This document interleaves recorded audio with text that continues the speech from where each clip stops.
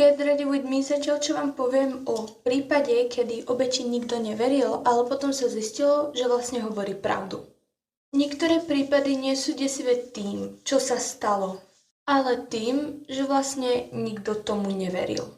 V roku 2008 v Amstetten vyšla na povrch pravda a verejnosť to extrémne šokovalo. Elizabeth Fritz tvrdila, že ju roky držal v záti jej vlastný otec Joseph Fritz. Pre mnohých to znelo neuveriteľne. Príliš extrémne, príliš desivo. Ale realita bola ešte horšia. Elizabeth bola uväznená v tajomnom priestore pod domom od roku 1984.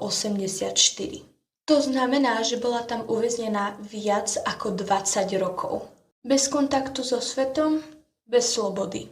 Počas toho času mala deti, ktoré sa narodili v zajatí. Niektoré žili celý život v zajatí bez toho, aby videli vonkajší svet. Okolie si nič nevšimlo. A keď sa objavili podozrenia, neboli brané vážne. Pretože príbeh bol príliš šialený.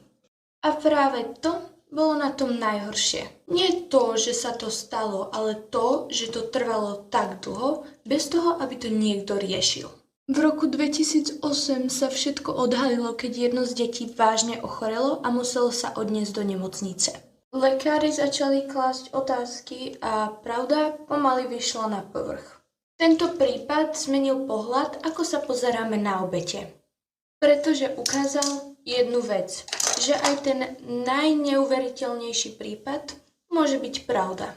Ak sa vám takéto Get Ready With Me krimi videá páčia, tak sledujte ma na týchto 3 platformách, kde každú jednu stredu vychádza nové Get Ready With Me krimi videjko. Budem taktiež veľmi vďačná za follow, like, komentár, za zdieľanie.